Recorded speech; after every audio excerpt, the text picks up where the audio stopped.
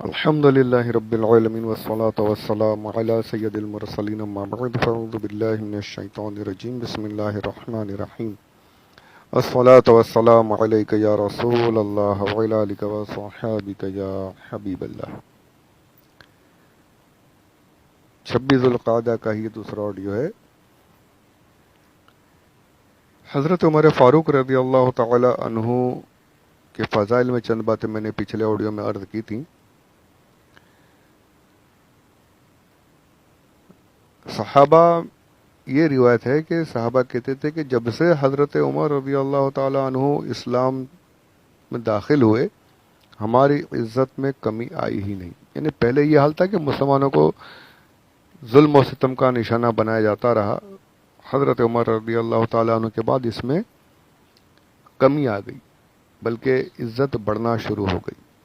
اور کیوں نہ ہو کہ اتنی بڑی ہستی، قریش کے اتنے بڑے شخص جو ہیں وہ مسلمان ہو گئے اور آپ کا دبدبہ سب پر قائم تھا. کفار ڈرنے بھی لگے کہ اب تو حمزہ بھی ہیں، عمر بھی ہیں، ہمارے لیے تکلیف کا معاملہ ہوگا. یہ آپ کے اسلام لانے کے جو میں نے واقعہ پیش کیا تھا کہ 2 صفیں بنا کر مکہ المکرمہ سے گزرتے ہوئے کعبۃ اللہ میں داخل ہوئے تھے مسلمان. تو یہ ان دونوں کو دیکھ کر سب کی یعنی حواس باختہ ہو گئے تھے جو کفار تھے. حضرت عمر خود کہتے ہیں کہ ہم دونوں کو دیکھا تو ان کو بڑی تکلیف ہوئی تھی کفار قریش کو. یہ دونوں جو تھے حضرت عمر فاروق رضی اللہ تعالی عنہ اور حضرت حمزہ، یہ دونوں شخصیت قریش میں بہت اونچا مقام رکھتے تھے، شجاعت، بہادری، ہمت میں اور عہدے کے حساب سے بھی.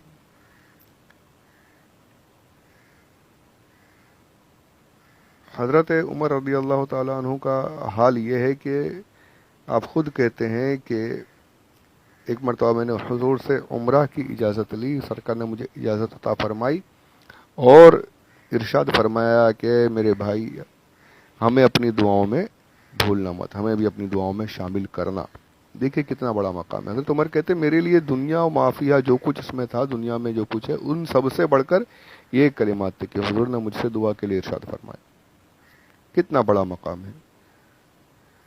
یہاں سے یہ بھی پتا چلا کہ جو آج کل ہم لوگ کہتے ہیں جو کوئی سفر پر جاتا ہے حج کے لیے یا کسی اور جیسے اجمیر شریف چلا گیا یا کہیں، اور ہم کہتے ہیں کہ ہمارا سلام عرض کر دینا، ہمارے لیے دعائیں کرنا، ہمیں بھی دعاؤں میں بھولنا مت. تو یہ کچھ غلط نہیں ہے. اس وقت میں سب سے بڑا مقام جو تھا متبرک مقام کعبۃ اللہ، اس وقت بھی تھا، آج بھی ہے. آپ اس کے سفر کے لے گئے، سرکار نے دعا کے لیے ارشاد فرمایا. ہمارے یہاں اور بھی متبرک مقامات ہیں، اولیاء کرام کی درگاہیں وغیرہ ہیں، تو وہاں جانے والوں سے اگر ہم جو دعا کے لیے عرض کرتے ہیں تو کچھ غلط نہیں کرتے. کہ اللہ والوں کی جو مقامات ہیں، جو درگاہیں، وہاں پر اللہ کی رحمتیں برستی ہیں اور دعائیں قبول ہوتی ہیں. اس میں کافی کچھ موجود ہے اس بارے میں. خیر آگے بڑھتے ہیں. صحابہ کرام رضی اللہ تعالی عنہم جب مسلمان ہوتے گئے تکلیفیں بڑھتی گئی. آپ سب کو پتہ ہے، بہت ہی تفصیل سے میں نے سیرت المصطفیٰ کے ضمن میں کہا بھی ہے. اور پھر مدینہ المنورہ میں جو ایک بیس بننا شروع ہوا، ہجرت کے احکامات نازل ہو گئے، صحابہ ہجرت کرنے لگے. حضرت علی رضی اللہ تعالی عنہ فرماتے ہیں کہ بڑی ہی پیاری روایت ہے یہ. حضرت علی خود فرماتے ہیں کہ مہاجرین جو تھے جتنے بھی ہجرت کر کے گئے، یہ خاموشی کے ساتھ چھپ چھپ کر گئے، رات میں نکل جاتے یا جیسے جیسے موقع ہوتا مکہ سے ہجرت کر کے مدینہ المنورہ روانہ ہو جاتے. حضرت علی فرماتے ہیں کہ سوائے ایک کے، اور وہ ایک کون ہے؟ حضرت عمر ابن خطاب رضی اللہ تعالی عنہ ہیں. کہ صحابہ جو ہے راتوں میں چھپ کر مخفی طریقے سے ہجرت کر رہے تھے. اور ان کا حال کیا ہے؟ سبحان اللہ. فرماتے ہیں آپ ایسے نہیں گئے، اپنی تلوار آپ نے زیب تن کی، بھالا بھی ہاتھ میں لیا, بالکل تیار ہو گئے.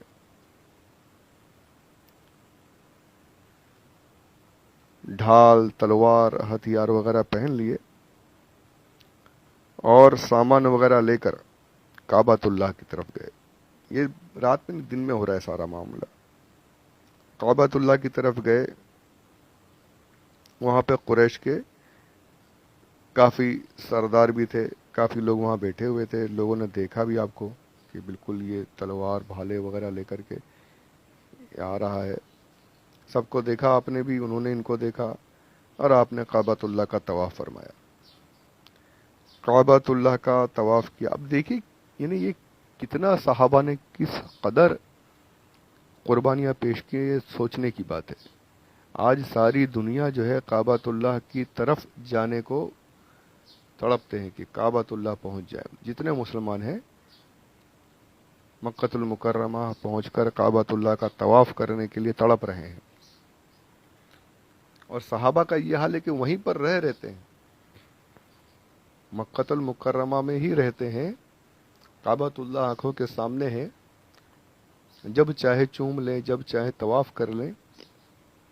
لیکن حکم خداوندی کی بجا آوری کے لیے, اسلام کی سر بلندی کے لیے اس عظیم مقام کو چھوڑ کر ہجرت کر کے مکۃ المکرمہ سے مدینۃ المنورہ روانہ ہو رہے ہیں. سبحان اللہ, کتنی بڑی قربانی ہے یہ کہ جہاں پہنچنے کے لیے لوگ تڑپتے ہیں اسی کعبۃ اللہ کو چھوڑ کر وہاں سے دور ہو کر, اور وہ بھی یہ پتہ نہیں ہے ابھی کہ کیا ہوگا, زندگی میں دوبارہ اسے دیکھ پائیں گے بھی یا نہیں. بس حضور کی محبت, اسلام کی چاہت, ہجرت کر رہے ہیں. اسی کعبہ کو چھوڑ کر, اسی مکۃ المکرمہ سے نکل کر صحابہ روانہ ہو گئے. سب کچھ وہیں چھوڑ دیا, گھر بار تو چھوڑا ہی چھوڑا, اللہ کے گھر کو بھی چھوڑ دیا. سرکار صلی اللہ علیہ وآلہ وسلم کی حکم کے مطابق, اللہ عز و جل کے حکم کی پیروی کے مطابق ہجرت کر کے مدینۃ المنورہ روانہ ہو گئے. یہ سوچنے کی بات ہے. حضرت عمر کا بھی یہی حال کہ ایک آخری طواف کر لوں, ایک آخری دیدار کر لوں, ایک آخری مرتبہ حجر اسود کو چوم لوں, ایک آخری مرتبہ مقام ابراہیم کے پاس نماز پڑھوں. اور آپ نے وہی کیا, طواف کیا, مقام ابراہیم کے پاس نماز پڑھی, اور اس کے بعد بڑے آرام سے, نماز بھی ایسی نہیں کہ جلدی جلدی پڑھ لی کہ کوئی آ کے مار دے گا, نہیں, ایک دم اطمینان کے ساتھ نماز پڑھی. پھر کھڑے ہوئے اور ایک ایک کے پاس دیکھ کر جا کر فرمانے لگے,